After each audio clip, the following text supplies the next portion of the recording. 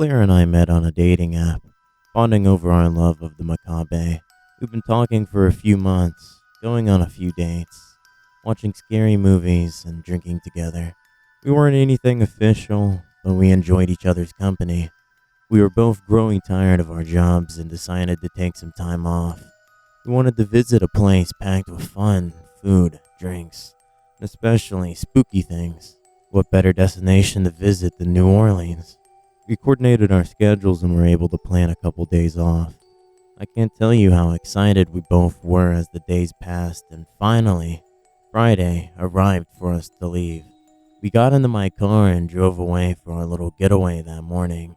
We were in the bustling streets of the Big Easy a few hours later. This was the first time either of us had been here, and we were eager to absorb everything we could. Luckily, there was an Airbnb at this apartment in the heart of the city for a bargain price, and there was a parking garage across the street. This city is positively electrifying. The streets are thriving with people out having a good time. I was ready to take Clara and join the never-ending party. Our first challenge was to locate a parking spot. We finally arrived at the parking garage. It was not going to be simple to find a spot for my car. We ended up going round and around, ascending up and up in the building. We ended up on the 6th level, which was the garage roof. Our ears were filled with laughter, music, and celebration as soon as we stepped out of the car. I gathered our belongings and we descended the elevator. I checked my phone to make sure I had everything I needed from our host. Everything went smoothly, and we turned up at our destination.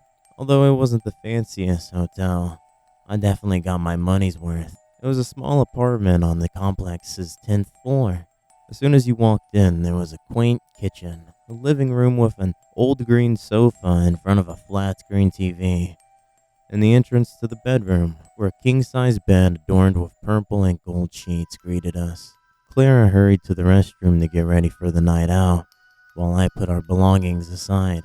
I went to the large windows and pulled back the drapes to see the rooftops and buildings outside. My black Ford Focus was parked on the garage's rooftop when I peered down. The open spaces were being swiftly filled by other automobiles, so I was happy to have gotten one. I was taking in every detail as I looked all about. The sun was lowering, and city lights started to gradually come on. I first noticed her then. On top of the parking garage, a female silhouette stood in front of a flickering light. She remained still while gazing at the cement rooftop guards. She caught my attention as I was looking down. I couldn't discern any distinguishing characteristics, though she was only a black shadow. I could make out that she had long hair that hung down to her hips and moved with the wind. How long had she been there? She started to climb up the guard, and my heart started to beat faster. She started to creep closer to the brink, and my breath froze in my throat as I helplessly stared down. My body just reacted, and I jolted forward into the glass, shouting, "Fuck!" Clara screamed and bolted out of the bathroom. She looked at me with worry and asked me what was wrong. "This girl just jumped," I told her, and pointed towards the roof. She rushed to my side, and as we both peered out the window, there was nothing. I craned my neck over, dread filling my chest to see if there was a body splattered on the sidewalk. There was nothing. No trace of any gore, no bloody mess, no sign of any girl. I swore to Clara that I had seen a girl standing on the rooftop of the parking garage, and she was going to jump. She did jump. Clara groaned and punched my shoulder. "Don't scare me like that, you jerk." She grumbled as she returned to the bathroom to finish her makeup. I glanced back out the window, wondering if my eyes were just playing tricks on me. Half an hour later, we were both ready to head out into the night. We had plans for dinner at a restaurant on Jackson Square, and to grab a few drinks at a bar on Frenchman Street. Everything was great, but I wasn't there. The memory of that dark female shape slowly stepping over that edge kept flashing in my mind. I hoped that alcohol would drain out the thoughts in my head, but I couldn't enjoy the night. After a couple of cocktails, my stomach started to turn. I told Clara that we had to go back to the apartment because I wasn't feeling well. Disappointment flashed on her face, but she brushed it off after seeing the pathetic state I was in. We took an Uber back to our room. It was barely midnight when we both settled into bed. "Hey, I'm sorry about tonight, I told her. She leaned over and kissed my cheek. It's fine. We'll have fun tomorrow, she said. I let out a sigh of relief and closed my eyes to slowly drift off into sleep. I awoke in the middle of the night. My head felt heavy and there was pressure on my eyes. Nature was calling, so I got up to go to the bathroom. Clara was lightly snoring. I made sure not to do anything to wake her. Slowly and carefully, I groggily stepped through the darkness towards the toilet. After finishing my business, I stepped out to see Clara under the blankets. Her breathing was soft and soothing. She was illuminated by a dim light coming from the living room. I was very certain that everything was completely black just a second ago. I peered into the living room through the entryway of the bedroom. A little side table with a lamp on it was located on the other side of the couch. As soon as my eyes focused on the bulb, its yellow light started to flicker. I approached the bulb after hearing a faint clicking sound. As I came closer, the lamp began to strobe faster and faster. When I eventually got there, I stood in pitch blackness. I remained there for a while, now fully awake, gazing forward at a curtain that covered another window. I was compelled to glance out the window. A growing surge of terror wrenched my chest. I reached down, gripping the thick fabric and pushing it aside. On top of the parking garage was a flickering white light. My car was there, along with a few others, and I quickly spotted what I was looking for. A terrible silhouette was standing on the edge of the roof, atop the cement guards. A black mass that appeared and vanished as the light turned on and off. I moved closer to the edge, centimeter by centimeter. I was entranced. My focus was fixed on the shape. I wanted to yell at her to warn her not to do it. She was getting closer and closer to the edge. She was going to fall. Then she came to a halt, and her head snapped in an instant. I couldn't see her eyes. Although I was still unable to make out any facial features on her body, I could tell that she was looking directly at me. I suddenly came to my senses and jerked backwards. I screamed in terror as I landed on my ass, shuffling backwards away from the damn window. What the hell? Clara yelled as she dashed out of the bedroom. My whole body was drenched in cold sweat as I looked up at her.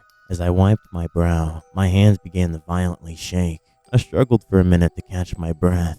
She asked me what was wrong, and I told her I saw the girl outside again. She looked out the window and then back at me for a long moment. Clara saw nothing but cars and buildings outside. I could feel her annoyance as she moaned and got back into bed, so I gathered myself and settled down next to her. It took me a while, but I was able to finally go back to sleep. I wished that I hadn't. In my unconscious state, I dreamt that I was on that roof. The spaces were completely empty, and I was utterly alone. I'm not sure why, but I was overcome with an unfathomable sadness. Tears were streaming down my face, and I could vividly feel the cold, rough, concrete surface that I stood on with my bare feet. I took a step forward. My body was moving on its own, and I used all my might to stop myself. I wasn't in control. I was just a passenger trapped inside my own body. As I helplessly felt myself lift up onto the edge of the roof, a cold breeze brushed my face, chilling the tears on my cheeks. I looked down onto the street. My heart was racing, beating against my ribs, wanting to burst out. My feet moved forward and I begged God or whatever higher power to stop me. I took one big step onto empty air, and I immediately felt myself plummet down. I looked down and the earth quickly became up. All I could hear was a rush of wind. My body fell at an incredible speed, and as my eyes came face to face with gray stone, I woke up. My eyes were wide open, and my entire body ached. I looked around and realized I was standing in front of the bedroom window. I knelt on my knees and sobbed quietly. I didn't want to wake Clara up, so I did my best to clean myself up without waking her.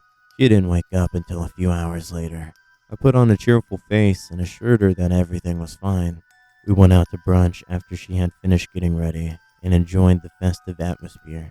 I pretended to be normal for her, but a void was swirling inside of me. Despite the fact that I was surrounded by so many people, I felt so alone. I laughed when she laughed. I smiled when she smiled. And I pretended to be happy to make her happy. I went through the motions as easily as a mirror. Clara expressed her worry over my behavior yesterday, but I reassured her that I was fine. We did a tour, visited a couple of restaurants, and hopped a few bars. She had fun while I pushed the girl in the dream to the very back of my mind. Inside my body, I was struggling to make it through the day. The long hours had passed, and it was already 2 a.m. We returned to the apartment and crashed onto the bed. She kissed my forehead and thanked me for an amazing day. I forced a smile at her and told her we had more days to come. Checkout was 11 a.m., so we decided to turn in. We lay on the bed, back to back, and I stared towards the window. When I heard her rhythmic breaths, I got up and looked out the window. My gaze instantly turned onto the rooftops. My car was still parked in its spot, a few new cars in the other spaces, and the single white light flickered over the elevator. There was no sign of the girl at all. I closed the curtain and opened it again, like turning a television on and off, in hopes of seeing that girl. But she wasn't there. Why wasn't she there? Was she done with me? I started to feel anxious, and I don't know why, but I ran out of the apartment. As soon as I stepped outside, I was greeted by a deafening silence. The sound of the city, people, and cars were all gone. I ignored my sense of unease and continued to the parking garage. I hurried to the ground floor elevator, pressing the call button furiously. The mechanical groans could be heard from inside, but the doors did not open. Screw it, I muttered to myself as I walked uphill. The roof was on the 6th level, and as I ascended, so many thoughts began to race through my mind. My job sucks. I'm not making enough money. This whole trip was a waste of time and money. My legs hurt from all the walking. Clara doesn't love me. Clara doesn't understand me. She doesn't want me. No one wants a fucking loser like me. I stepped onto the 6th floor, and I looked around frantically. Where is the girl? Where is she? She's the only one that understands the sadness I feel. The light began to flicker erratically, and I caught the glimpses of the girl. She was no longer a silhouette. At that moment, I could see her so clearly. She stood there stark naked. She was tall, maybe 5'11", with long limbs. She had the body of a dancer. No, she looked like a fairy to me. Her eyes were dark as her long raven hair, empty yet inviting. Her skin was extremely pale. It reminded me of a canvas as I noticed streaks of crimson blood all over her. She took small steps backwards, her bones cracking with every move, and I moved forward with her. She outstretched her right arm to me, bones jutting out of her skin and fingers broken. In turn, I reached out to her, wanting to feel her. Every negative thought I had, the feeling of failure, the emptiness of being unloved, the void inside of me being replaced with the thought of touching her. She was over the edge, and I met her gaze as I stepped onto the guard. Her eyes were pure black, yet inviting. She smiled to reveal jagged, broken teeth, and blood trickled down her scalp. She wanted me to hold her hands and dance with her as she stood in the air. This beautiful, broken girl stood in front of me. She was deaf, and she wanted to be embraced by me. All I needed to do was take one step closer to her. If I just go to her, the pain inside my heart will go away. She is the only person who understands me. She cherishes me. A gust of wind hits me in the face as I lifted my leg to move forward. I was reminded of my dream about falling. I remembered the fear I felt as I remembered my body rushing to the street. I started crying. This time, I was in control of my body, and everything in me was screaming for me to move forward. Then, something grabbed my leg. I looked down to see Clara. Her expression was twisted with fear and pain. She hadn't removed her makeup, so black streaks ran down her cheeks. "Please don't do it," she begged, tightening her hold on my leg. When I returned my gaze to the girl, reality hit me. Her beautiful face had turned into a monster in my eyes. I stumbled backwards as she opened her mouth in a silent scream. My ears were ringing and my head ached. The words escaped my lips. I'm sorry. I'm sorry. I'm so. Everything faded to black. When I awoke, I found myself in a hospital bed. I looked to see a teary-eyed Clara tightly gripping my hand. She released and wiped her eyes. You fucking idiot. Why would you do that? I rested my head back. My skull was split, and I could tell from the bandages that were tightly wound on me. I'm sorry, was all I could say. I told her about all of my insecurities and everything that I felt. I told her that I felt like I wanted to die, and she grabbed my face and kissed my lips. I love you. Of course I fucking love you. She snapped at me. I was released from the hospital after I recovered a little more. We returned to the room, packed our belongings, and climbed back onto the roof to reach my car. I gave her the keys because she insisted on driving. Promise me that when we get back, you'll get some help, she said, grabbing my hand. I leaned against the window, and in the car's side mirror, I noticed not only my reflection, but also the black shape of a girl sitting in the back seat. Yeah, I promise I'll get some help, I replied quietly.